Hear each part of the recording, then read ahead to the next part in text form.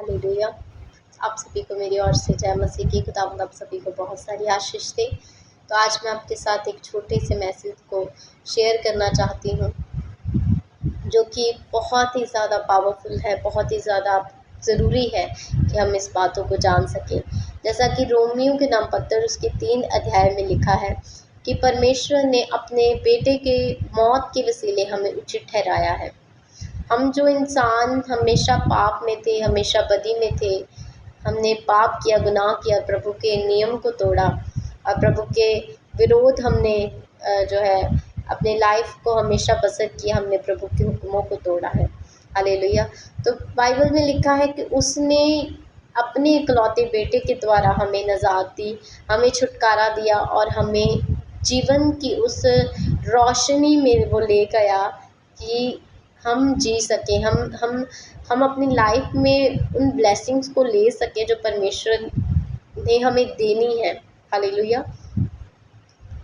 अगर आप आज के टाइम को छोड़ 2000 साल पहले के टाइम को, जब यीशु मसीह इस धरती पर आए, उसके पहले के टाइम को अगर आप सोचें तो इंसान की लाइफ में साल्वेशन का कोई भी चिन्ह नहीं था, कोई भी नहीं।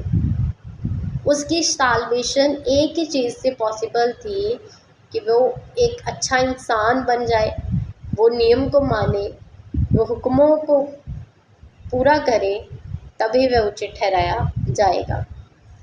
पर यही अगर आप आज के टाइम में देखें, जब यीशु मसीह इस धरती पर आए, उन्होंने अपने आप को हमारे लिए सेक्रीफाइस किया, वह जी उठे और बाइबल में लिखा वो स्वर्ग में उठाए गए और उसने अपना आत्मा इस धरती पर भेजा, अपने लोगों पर उड़ेला। अगर आप आज के टाइम को देखें तो ये आज के टाइम में हम ये देखते हैं कि कितना कुछ इंसान को मिल चुका है, कितना कुछ। आज उसकी साल्वेशन उसके कामों पर नहीं आधारित कि उसके काम कैसे हैं, तो वो ही मुक्ति पाएगा जिसके काम अच्छे होंगे। बाइबल में लिखा फेथ से आप मुक्ति पाएंगे, फेथ आपको आज़ाद करेगा। जो कोई यीशु मसीह पर विश्वास करेगा वह आज़ाद होगा, वह अनंत जीवन को पाएगा, वह बचाया जाएगा। तो कितनी बड़ी ये ब्लेसिंग है हमारे ऊपर कि हम अपने परमेश्वर पर फेथ करेंगे तो हम उचित ठहराए जाएंगे। और ये कैसे पॉसिबल हुआ? ये पॉसिबल हुआ उस परमेश्वर के वायदे के अनुसार जो उसने किया, उसने उसे पूरा किया। अपने इकलौते बेटे को उसने जगत के मूर्खों के लिए, पापियों के लिए और उन सभी लाचारों के लिए कुर्बान कर दिया जिनकी औकात नहीं थी प्रभु के आगे आने की, जैसे मैं, जैसे आप और हम सभी। क्योंकि बाइबल में लिखा है कि धरती पर कोई ऐसा मनुष्य नहीं है, कोई भी नहीं, एक भी नहीं जो धर्मी है, जो जो बिल्कुल सही है। कोई भी इंसान परफेक्ट नहीं है। इनफैक्ट जब वो मसीह में आ जाता है तो तब भी वो अपने अपने आप को परफेक्ट नहीं बना पाता। वह जो कुछ भी है वो प्रभु की आत्मा के द्वारा बनता है। हालेलुया। इसका मतलब ये नहीं है कि वो अभी भी गुनाह में है, वो अभी भी वो गुनाह कर रहा है, प्रभु उसे फिर भी इस्तेमाल नहीं। प्रभु अन्याय नहीं करता, प्रभु न्याय करता है, सच्चा न्याय करता है। पर वो इंसान जब प्रभु में है, पर उसे ये मालूम है कि अगर मैं सही रीति से चल रहा हूँ, यदि मेरी लाइफ में कुछ अच्छा हो रहा है तो ये उसके द्वारा नहीं हो रहा। उसे मालूम है कि ये मेरे द्वारा नहीं हो रहा, ये परमेश्वर के द्वारा हो रहा है। वो मेरी लाइफ में आया इसलिए मेरी लाइफ चेंज हुई है। अगर वो मेरी लाइफ में ना आता तो मेरी लाइफ चेंज ना होती। सबसे बड़ा चेंज तब आता है जब आपकी लाइफ में प्रभु यीशु मसीह एंटर होते हैं। सो ये जो परमेश्वर का वायदा है, ये जो परमेश्वर की योजना थी, ये सृष्टि के नींव रखने से पहले और तब से ही थी जब परमेश्वर ने इस सृष्टि को बनाया। हम जब अब्राहम के विषय में पढ़ते हैं, जो विश्वासियों का पिता कहलाता है, बाइबल में लिखा परमेश्वर ने उसके ही विश्वास की परख की और तब उसके बाद वो विश्वासियों का पिता ठहरा। उससे परमेश्वर ने कहा कि तू अपने इकलौते बेटे को, और वो इकलौता वो नहीं है जिसे जिसे बड़े टाइम पर पा लिया गया, वो इकलौता वो है जिसे बुढ़ापे में पाया गया, जहाँ पर उम्मीदें टूट चुकी थी, पर प्रभु ने उन्हें फिर भी दिया, क्योंकि प्रभु उम्मीदों को नहीं देखता, परमेश्वर टाइमिंग को नहीं देखता, परमेश्वर सिचुएशंस को नहीं देखता, वो आपको देखता है और वो आपके दुख को देखता है, वो आपकी खुशी को भी देखता है और तब आपको उस ब्लेसिंग्स के साथ ब्लेस करता है जो परमेश्वर के लोग जो है पाना चाहते हैं, जो उनकी ज़रूरतें हैं वो परमेश्वर उन्हें देता है। हालेलुया। अब्राहम की ज़रूरत थी एक वंश, एक बेटा, एक औलाद, और प्रभु ने उसे दी। प्रभु ने उसे कहा अब ये औलाद तू मुझे वापस दे, इसे मेरे आगे सैक्रिफाइस कर, बलि कर। और जब हम पढ़ते हैं कि प्रभु ने उसे ऐसा कहा तो उसने वैसा ही किया, क्योंकि वो जानता था कि ये जो इसहाक है ये परमेश्वर ने दिया है, बिकॉज वो मुझसे क्या करता है, प्रेम करता है, इसीलिए उसने मुझे ये दिया। तो उसने उसे परमेश्वर के आगे देने के लिए बिल्कुल नहीं सोचा। वो उसी टाइम गया, उसने अपने बेटे को लिया, उसने लकड़ियाँ ली, उसने आग ली और उसे सेक्रीफाइस करने लगा। उसने अभी उसे चाकू के साथ उसे मारना ही था कि प्रभु ने उसे रोका और कहा कि मैं जान चुका हूँ तो मुझसे प्रेम करता है। तो ये एक स्टोरी नहीं है, ये एक परख ही नहीं है जो अब्राहम की परमेश्वर ने ली, बल्कि ये वो साइन है, ये वो प्रॉमिस है जो प्रभु ने आपसे और मुझसे किया। जैसा प्रभु ने कहा कि तू मुझसे प्रेम करता है तो अपने बेटे को कुर्बान कर, तो प्रभु ने आपको अपने प्रेम को आप पर जाहिर करने के लिए अपने बेटे को कुर्बान किया। और ये सिर्फ प्रेम ही नहीं था, ये प्रेम से भी बढ़ के था। हालेलुया। ये वो था जो हमेशा हमेशा के लिए है। ये वो आशीषें हैं जो परमेश्वर ने आपको हमेशा हमेशा के लिए दी हैं। संसार की हर एक आशीष बहुत बहुत से इंसानों के पास है, पर ये ब्लेसिंग, ये परमेश्वर का रिलेशन हर किसी के पास नहीं है। हालेलुया। हर किसी के पास नहीं है, क्योंकि प्रभु ने ये आपको दिया है। ये आपके लाइफ में आपके लिए एक पिलर है जो आपको मजबूती के साथ दुख में सुख में खड़ा करता है। नहीं तो आप संसार में जाकर देखें दुख क्या है, दुख में जो सिचुएशंस बन जाती हैं वो इंसान को कैसा कैसा तोड़ती हैं, कैसा कैसा उनकी लाइफ को कर देती हैं कि वो आज सुसाइड कर लेते हैं, वो अपने आप को ख़त्म कर देते हैं, क्योंकि दुख उन पर ऐसे आते हैं कि वो अपने आप उस दुखों को अपने आप पर चल नहीं सकते। हालेलुया। तो ये प्रभु की दया है, ये प्रभु का प्रेम है। अपने बेटे की मौत के वसीले और उसके जी उठने के वसीले उसने हमें उचित ठहराया है, जबकि हमने कोई अच्छे काम नहीं किए। और बाइबल में लिखा आपके काम आपको परमेश्वर के सामने उचित नहीं ठहराएंगे। आप 10 हुक्मों को फॉलो करते, इट्स मीन्स ये नहीं है कि आप परमेश्वर के सामने उचित हैं। एक धनी व्यक्ति प्रभु के पास आता है, कहता प्रभु मैं अनंत जीवन पाना चाहता हूँ, मेरे पास ये नहीं है। प्रभु ने कहा तू हुक्मों को मान। उसने कहा प्रभु ये तो मैं बचपन से मानता आया हूँ, पर फिर भी क्या नहीं है, फिर भी इंटरनल लाइफ नहीं, अनंत जीवन नहीं है। अब प्रभु ने कहा अब क्या करना, फिर अब मेरे पीछे चल, मेरे पर फेथ कर, और वो नहीं कर पाया। वो इंसान, वो सब कुछ उसके पास है, उसके पास धन है, उसके पास दौलत है, शोहरत है, वो वो बाइबल को घर में पढ़ता है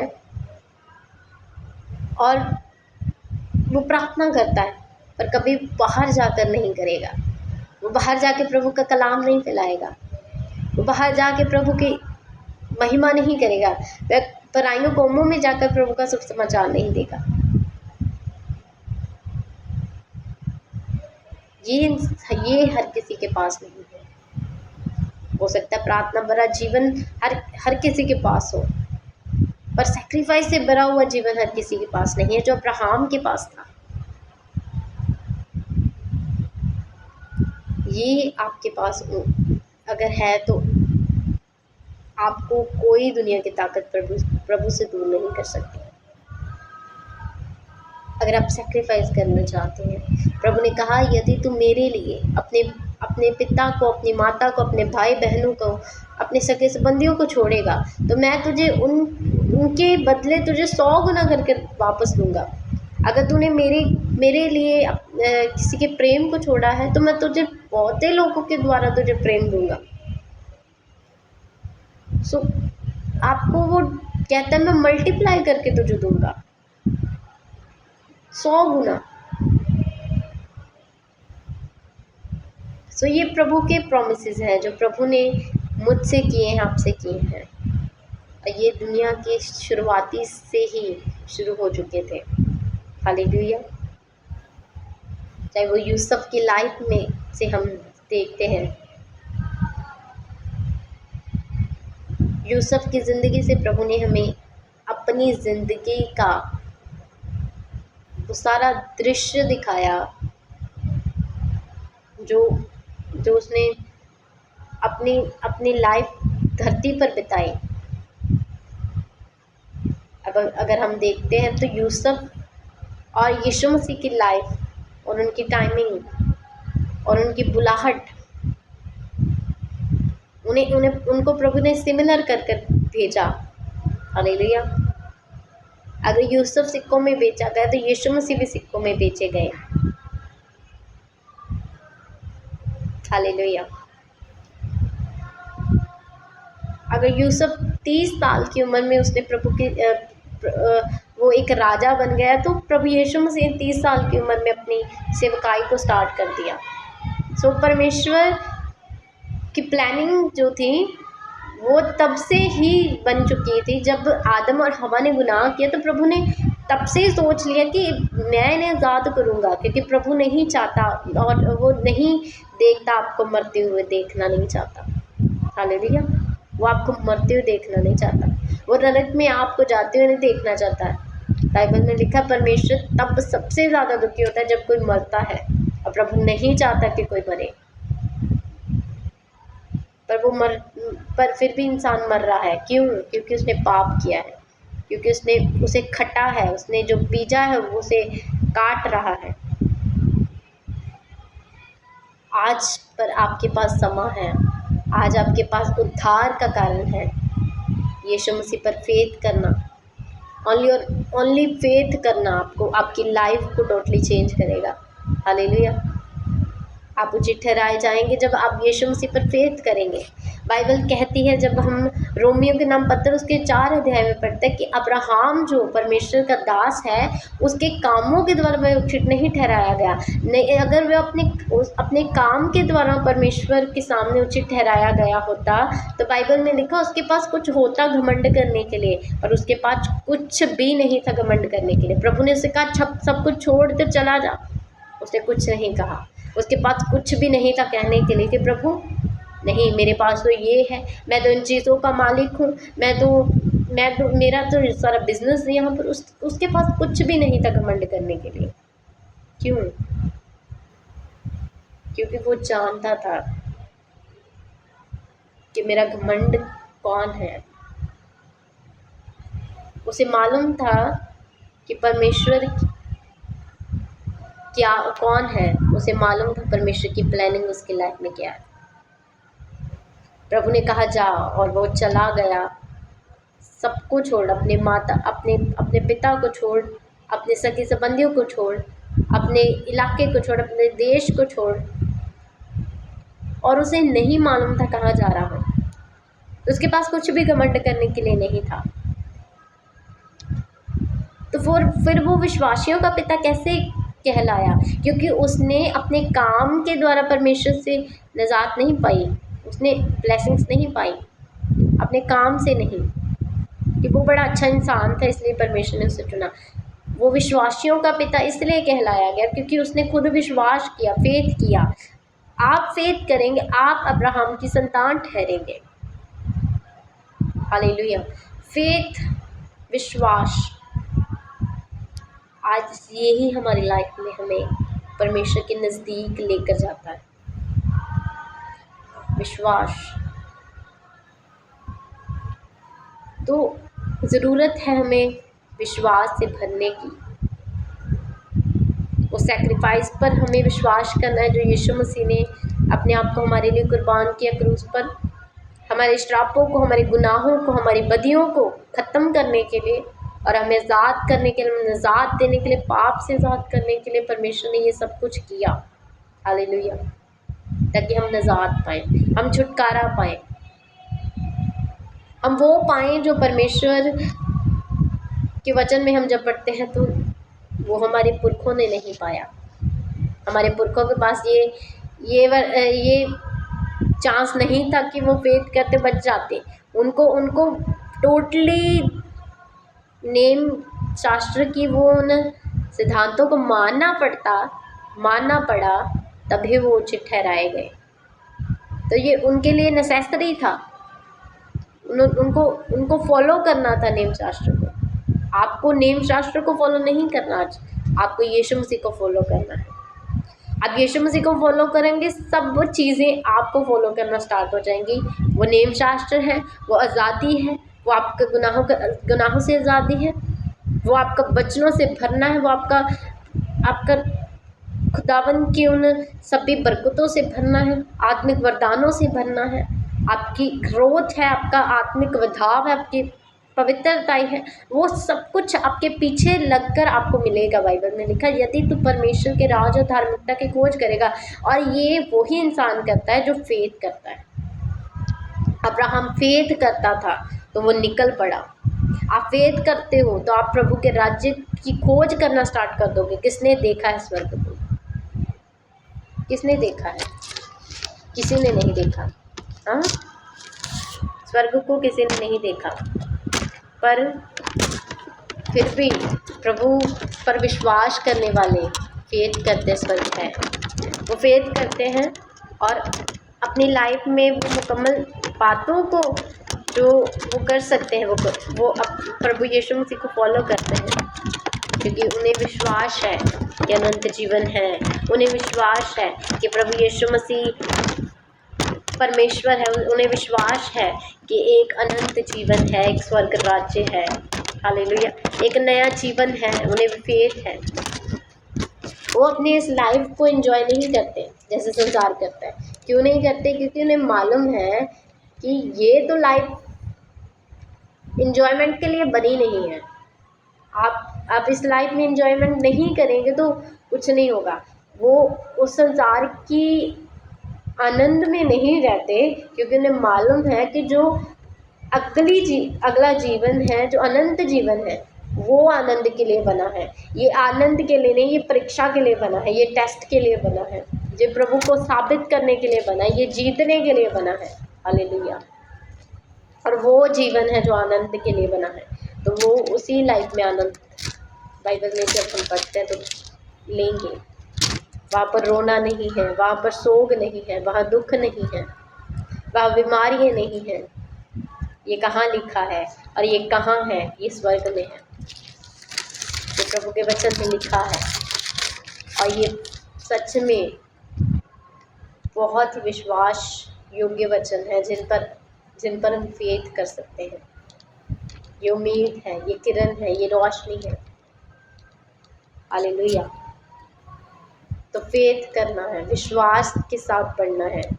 विश्वास आपकी लाइफ को, आपके ज़िंदगी की उस नींव को मजबूत करता है। हालेलुया। विश्वास करना यीशु मसीह पर, उसके आने पर, उसके जी उठने पर। हालेलुया। फेथ करना है, प्रभु आपको देखता है। हालेलुया। जब हम पुराने नियम में पढ़ते हैं तो जो प्रभु यीशु मसीह ने अपने आप को सैक्रिफाइस किया, वो क्यों ज़रूरी था, उसने अपना लहू बहाया क्यों ज़रूरी था? क्योंकि जब हम पुराने नियम में पढ़ते हैं तो परमेश्वर ने, जब हम देखते हैं तो हमारे पुरखों को परमेश्वर ने जो था, उन्हें कुछ बलियाँ जो थी, जब हम बाइबल में पढ़ते हैं तो उनको वो बताई गई थी कि यदि तू ये पाप करे तो ये बलि चढ़ा, यदि तू ये पाप करे, जितना गुनाह बड़ा है तो तू ये बलि चढ़ा। होम बलियाँ होती थी, मेल बलियाँ होती थी। सो बहुत सी बलियाँ होती थी जो हम अगर पढ़ते हैं पुराने नियम में तो बहुत सी बलियाँ होती थी। और लोग जब गुनाह करते थे वो परमेश्वर के आगे उन बलियों को लेकर आते थे। कबूतर होता, बलद होता, बकरा होता, वो उन बलियों को परमेश्वर के आगे चढ़ाते थे। और ये सिंबल था, ये साइन था उनकी माफ़ी का। प्रभु ने कहा यदि तू ये करे तो मैं तुझे उस गुनाह से तुझे क्या कर दूंगा, बलि कर दूंगा, माफ़ कर दूंगा। हालेलुया। सो उस गुनाह से उन्हें माफ़ी मिल जाती थी। सो यही चलता था। गुनाह होते हैं, लोग आते हैं, सेक्रीफाइस करते हैं पशु पंछियों को और चले जाते हैं, फिर गुनाह करते हैं, फिर आते हैं। क्योंकि उन्हें ये था कि हम गुनाह करते हैं तो हम सेक्रीफाइस कर देते हैं किसी पंछी को, किसी पशु को, तो हम उस गुनाह से आज़ाद हो जाते। वो गुनाह उनकी लाइफ में जाने ही रहा था। हालेलुया। इसके उलट क्या हो रहा था कि जो परमेश्वर ने पशु पंछियों को बनाया उनकी गिनती कम होती जाती थी। परमेश्वर ने ये देखा और उसने सोचा कि मैं अपने इकलौते बेटे को, मैं अपने मेमने को, अपने लेले को सेक्रीफाइस करूँगा, अपने लेले को क्या करूँगा, सेक्रीफाइस करूँगा। और उसने वो किया। उसने अपने मेमने के लहू को बहाया। और लहू is the sign of salvation. लहू आपको नजात देता है, लहू आपको माफ़ करता है, लहू आपको शिफा देता है। हालेलुया। सो ये लहू उन सब बलियों को, इस लहू ने यीशु मसीह का बहा, सब बलियों को हमारे गुनाहों की थी, परमेश्वर के आगे परमेश्वर ने खुद अपने बेटे के द्वारा चढ़ाई और हमें नजात दी। हालेलुया।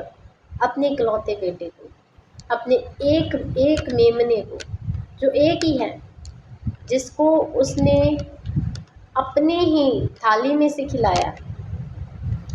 अब अगर आपने दाऊद के विषय में पढ़ा हो तो जब दाऊद ने गुनाह किया, जब दाऊद ने व्यभिचार किया, कत्ल किया, तो बाइबल में लिखा है कि नथान नबी उसके पास आता है और उसे कहता है कि परमेश्वर ने मुझे तेरे विषय में कहा है कि उसे एक स्टोरी बताता है, उसे एक रूप कथा जैसे उसे बताता है कि एक नौकर है, वो एक मालिक है। मालिक के पास बहुत कुछ है, मालिक के पास हज़ारों बकरियाँ हैं, भेड़े हैं, कई कुछ है उसके पास। तो जो नौकर है उसके पास एक ही मेमना है और उस मेमने को वो अपनी थाली से खिलाता है। कभी कभी वो आप नहीं खाता, वो अपनी थाली अपने मेमने को खिलाता है। और लिखा जो बड़ा ही अमीर है, उसके घर एक टाइम गेस्ट आए और उसने अपने हज़ारों मेमनों में से किसी को बलि नहीं किया, उसने किसी को भी काटा नहीं और बनाया नहीं। बाइबल में लिखा उसने अपने नौकर के उस एक मेमने को लिया और उससे उसने तैयार करवाया और अपने जो गेस्ट थे उसके आगे परोसा।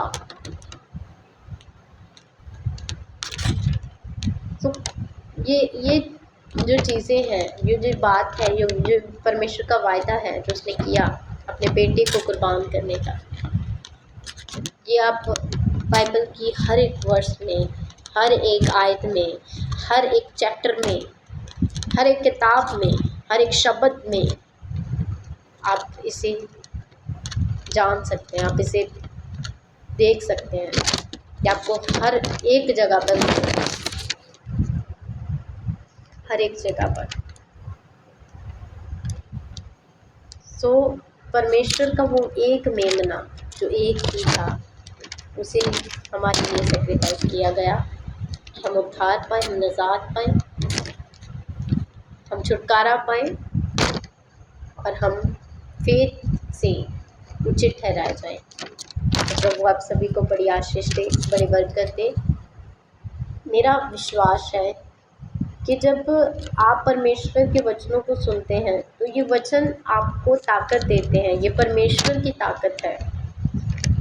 ये बुद्धि के साथ, विवेक के साथ आपको भरेंगे जब आप परमेश्वर के वचनों को सुनते हैं।